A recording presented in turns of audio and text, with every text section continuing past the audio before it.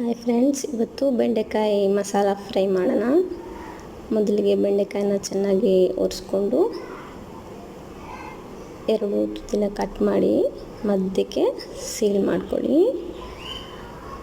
ಬೆಂಡೆಕಾಯಿ ಸ್ವಲ್ಪ ಬಲ್ತಿದ್ರೆ ಒಳಗಡೆ ಬೀಜನೆಲ್ಲ ತೆಗ್ದು, ಇಲ್ಲಾಂದರೆ ಪರವಾಗಿಲ್ಲ. ಆಮೇಲೆ ಮಿಕ್ಸಿ ಜಾರ್ಗೆ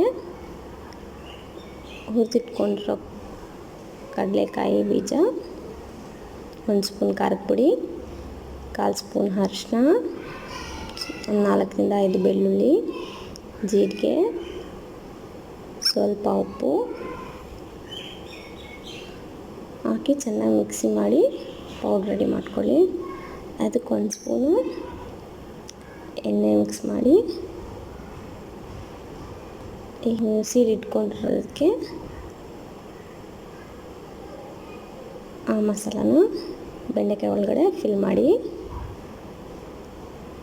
ಈ ರೀತಿ ಎಲ್ಲ ಬೆಂಡೆಕಾಯಿಗೂ ಒಳಗಡೆ ಮಸಾಲಾನ ಫಿಲ್ ಮಾಡಿ, ನಂತರ ಬಾಣಲಿಗೆ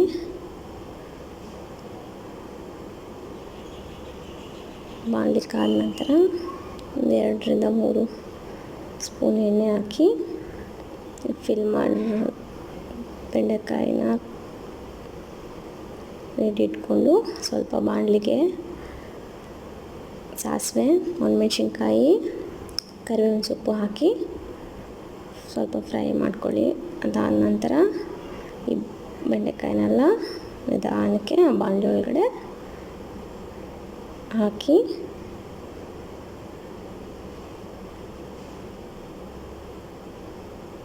ಮೇಲ್ಗಡೆ 1 ಸ್ಪೂನ್ ಉಪ್ಪು ಹಾಕಿ, ಆಮೇಲೆ 1-2 ಸ್ಪೂನ್ ಎಣ್ಣೆ ಹಾಕಿ